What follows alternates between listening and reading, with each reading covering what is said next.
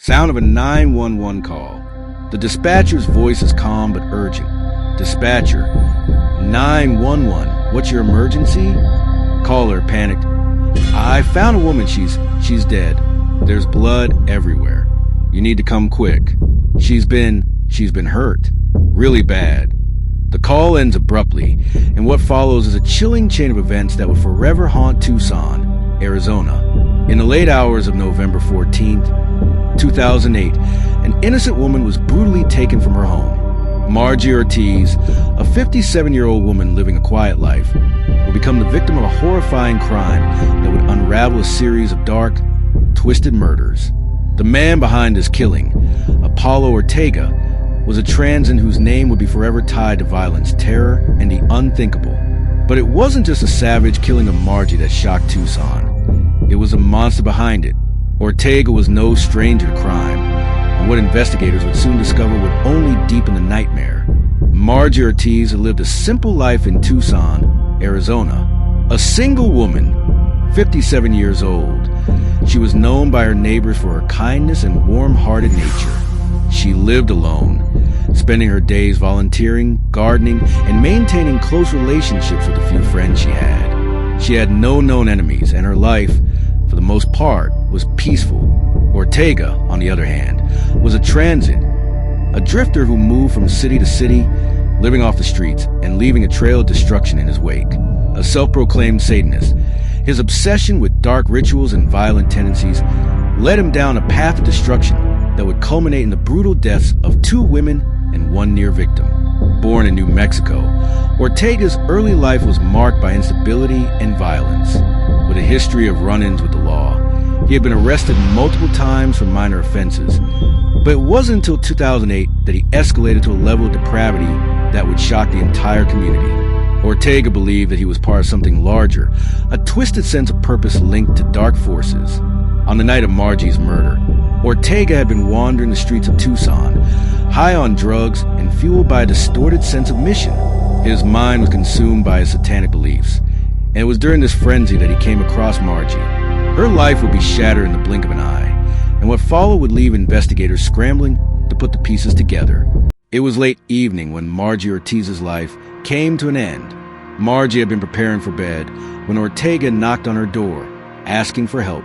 She had always been kind to those in need, and in her heart, she believed that even a stranger in need deserved compassion. What she didn't know was that this stranger had already decided her fate. Ortega pushed his way into the house, dragging Margie inside. A struggle ensued, but the man was stronger. What happened next was unspeakable. He assaulted Margie in the most brutal manner imaginable before ending her life with a single, savage act of violence. When police arrived at the scene, the horror of the crime was evident.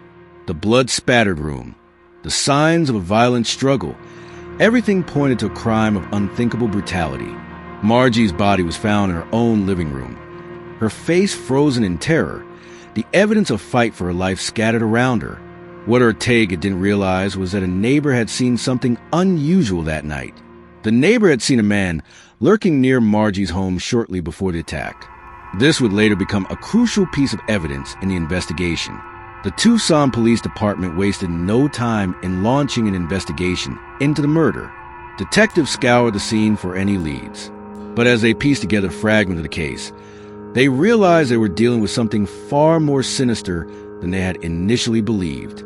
The neighbor who had seen the suspicious man described him as a tall, gaunt figure covered in tattoos, with a menacing air about him.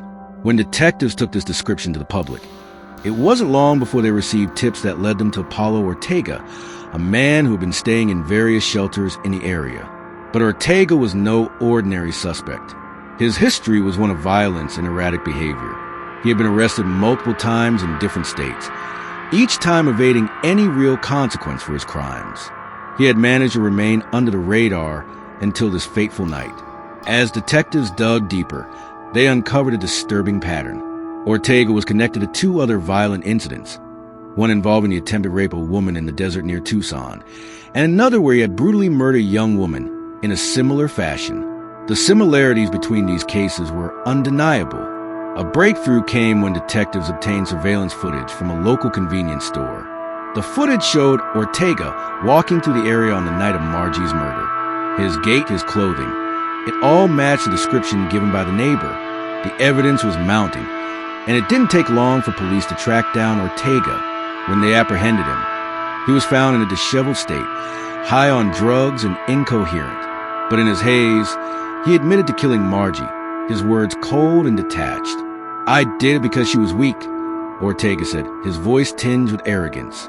"She couldn't fight me." But the chilling part of the investigation came when Ortega revealed that Margie's murder was just part of his sick ritual. He had planned the killing as part of a twisted satanic belief, which he had acted out in every detail. He spoke of his need to cleanse and sacrifice people in the name of his belief system. In the wake of his arrest, the community of Tucson was left in shock. How could a man like Ortega have evaded justice for so long? And how had he managed to blend into the shadows of society, leaving behind a trail of bloodshed? Ortega was charged with the brutal murder of Margie Ortiz, as well as the other murders and attempted assaults he was connected to. The case against him was overwhelming, and it didn't take long for the trial to begin. His defense team tried to argue that he was suffering from mental illness, but the jury didn't buy it. The evidence was too damning. In 2010, Apollo Ortega was convicted of 2 murders, 2 rapes, and 1 attempted murder/rape. He was sentenced to life in prison without the possibility of parole. But his story didn't end there. In 2017, Ortega's life came to a violent end when he was killed in prison. Details of his death remain somewhat unclear, but it's believed that it was an act of retaliation for the crimes he had committed. Ortega's reign of terror had finally come to an end, but the scars he left on the community would last much longer.